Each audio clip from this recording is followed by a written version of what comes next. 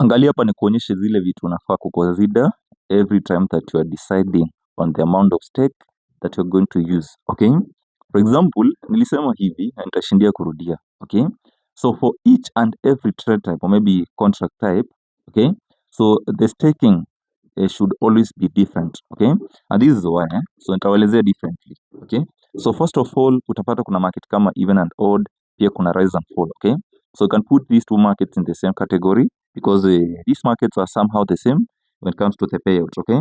So every time that you're trading even and odd and rise and fall, the staking can be a bit the same. Okay? But now when it comes to markets like under 7 and markets like over 2, these markets should be at least at some point different. Okay? So nitawaelezea kwa nini. Okay?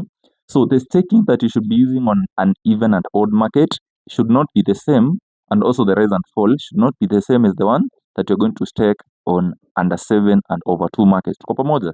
Now here is the reason. So for a market like even and odd, for example, let's compare even odd and under 7, for example. Okay?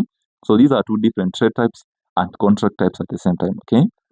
So this one is a less risky market, and this one is a more risky market. Sijasema it's a risky, but it's more risky than the under 7 market. Kwa pamoja, now you'll find that the payout here is a bit high.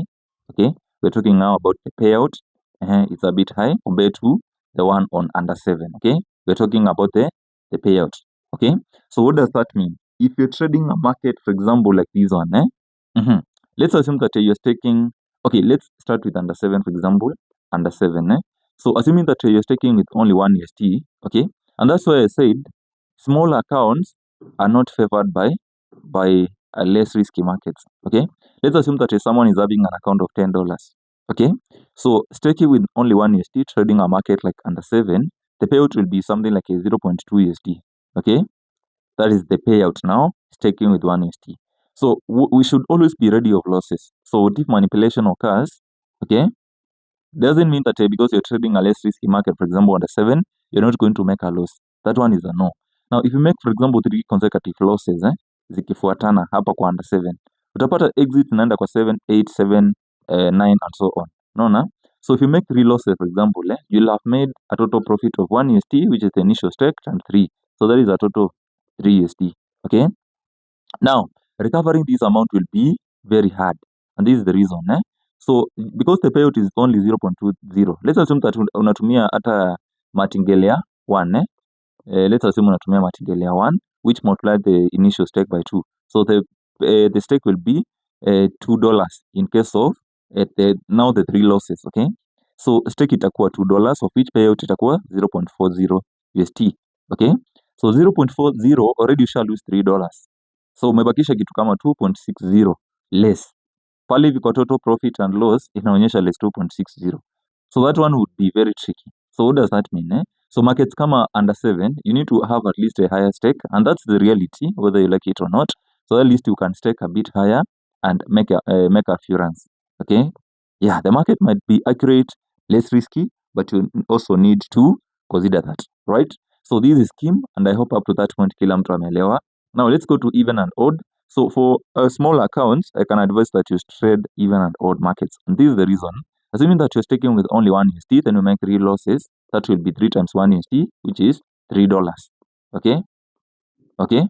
Now in case of sasa hii ni ile pesa umelose in case of 3 consecutive losses. Okay? So if you're using a martingale of 1, the stake will be 2. Now payout ya 1 USD ni kitu kama 0.85. So the total payout after the martingale will be almost 1.70. Okay, now that ulikuwa umelose $3, recovering this trade will be a bit easier. Okay, so a high paying market, or maybe a higher paying market, for example, even order rise and fall, unaweza trade na market small account. Okay, but kama uko na account ya less than $10, okay, always avoid markets kama under 7 and so on. Kwa pamoja, haya, so up to that point I believe umeelewa kitu. Tupatane live trading sahi, make sure that umeingia mapema. Fund your account and stay ready. Mambo iendelee kuchemka. Ama mnasema aje? Now this is a scheme, always here to deliver the right information so that you guys can avoid unnecessary mistakes in trading. Make sure that you're trading on green product site. These are always the word of greens and the home of all traders. Ama ni aje? So ukiingia hapa, I'm sure that huwezi kosa kitu because kuna But this one nimewekea demo to real copy trading, so you can maybe click on that icon right here. You see this one, so nikiclick up I can copy my trades from a demo account to this account now, which is real. Okay, then ukishamaliza kutrade just stop, hivyo tu na mambo itakuwa sawa. So I'm wishing you guys all the best. Tuingie live trading saa hii. Kama umewatch hii video saa hii tuko live, I hope unaona, so join, mambo iendelee kushemka. Peace out guys, let's keep printing together on greenpro.site. And this one is the let me show you. I say this is the world of greens. Peace out.